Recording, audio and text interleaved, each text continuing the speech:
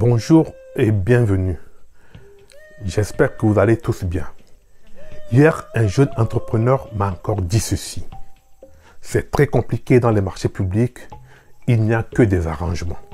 C'est de ça qu'on va parler aujourd'hui.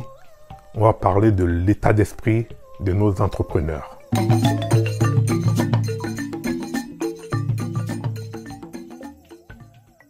Si vous ne me connaissez pas, je m'appelle Simon Alalingbi, je suis fonctionnaire des finances en France et consultant en marché public. Sur cette chaîne, je défends le patriotisme économique. J'accompagne les artisans, les TPE et les PME de la diaspora et de l'Afrique à gagner les marchés publics. Abonnez-vous maintenant, activez la cloche des notifications pour être averti automatiquement dès la publication des nouvelles vidéos.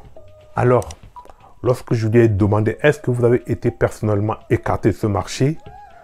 Il m'a dit « Oui, j'ai été écarté et pourtant c'est un bon marché, c'est la rénovation d'un établissement public. » Je lui ai demandé à nouveau « Est-ce que tu sais pourquoi tu as été écarté de ce marché ?» Il m'a répondu que ça ne sert à rien. Voilà véritablement l'état d'esprit des entrepreneurs africains qui s'avouent vaincus dès les premières difficultés normales de la vie d'une entreprise. Alors, très sincèrement, venez me le dire dans la description. Connaissez-vous des entreprises, dans les secteurs d'activité dans lesquels les entreprises n'ont pas de difficultés, qu'il n'y a pas de tentative d'arrangement, il n'y a pas ces problèmes? Moi, je n'en connais pas. Si vous en connaissez des entreprises qui ne rencontrent pas de difficultés dans tout leur processus, venez me donner les noms. On ne s'improvise pas entrepreneur. Il faut connaître les codes, travailler dur, mettre en place une vraie stratégie, que ce soit dans les marchés publics ou dans d'autres secteurs d'activité. La règle est la même pour tout le monde. J'ai déjà fait 2 ou 3 vidéos sur ces questions de mindset d'entreprise. Si vous n'avez pas vu cette vidéo, je vous mets les liens là, allez les voir, allez vraiment les voir, ça vaut le coup d'aller les voir. Dans l'exemple de ce jeune entrepreneur dont l'offre a été rejetée, dit-il, parce qu'il y a eu des arrangements, qu'est-ce qu'il faut faire dans ces cas-là lorsque votre candidature est rejetée? En principe, lorsque votre offre n'a pas été retenue, l'acheteur vous renvoie un courrier pour vous expliquer que votre offre n'a pas été retenue. S'il n'a pas fait de lui-même, faites-lui un courrier, écrivez-lui pour lui demander pour quelle raison votre candidature n'a pas été retenue, votre offre a été rejetée. C'est une obligation légale. Il a l'obligation de vous informer, de vous dire pourquoi votre candidature n'a pas été retenue et même de vous donner le nom du fournisseur qui a gagné le marché.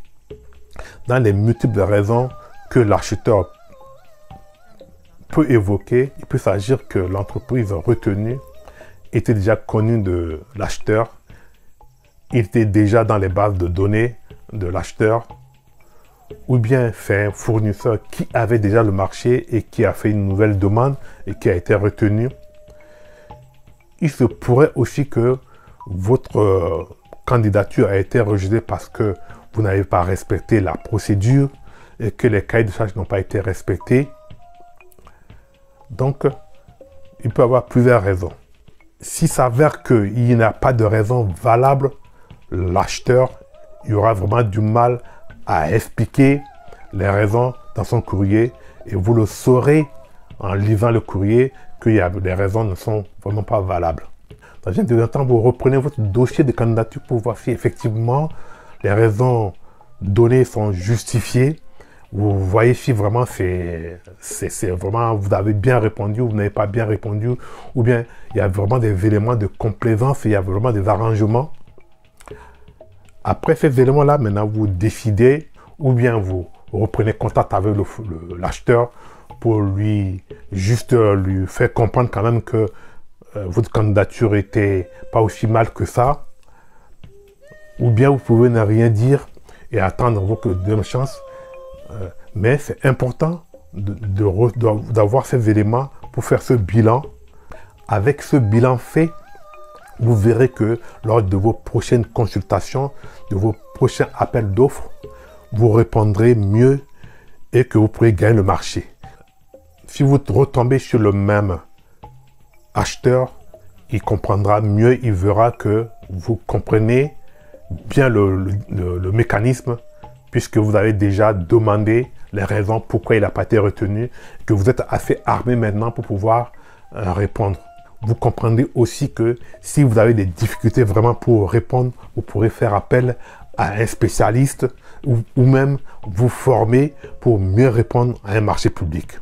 Et cette stratégie est valable pour tous les marchés, que ce soit un marché de 1 million, de 10 millions ou de 100 millions. Vous ne pouvez pas aller comme ça gagner un marché sans mettre en place une stratégie.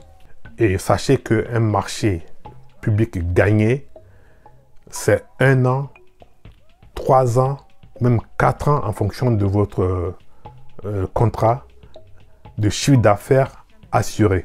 Il ne vous restera plus que à gérer les livraisons du marché. Et si l'acheteur est satisfait de votre travail, ben, le marché vous sera reconduit. Et vous voyez, ça fait 3 ans, 4 ans, 8 ans d'un marché gagné parce que vous avez mis en place une stratégie bien, vous êtes formé, vous avez fait appel à un spécialiste, vous connaissez les mécanismes. En conclusion, à partir de ce cas de ce jeune entrepreneur, je voulais partager avec vous qu'il ne faut pas vous arrêter au premier obstacle. Les obstacles ne doivent pas vous arrêter. Les obstacles vous permettent de réfléchir et de trouver les moyens de continuer. Si vous avez aimé cette vidéo, partagez autour de vous. Ne gardez pas que pour vous, partagez autour de vous. Si vous ne l'avez pas encore fait, abonnez-vous pour être averti automatiquement dès les diffusions des prochaines vidéos. À très bientôt et prenez soin de vous.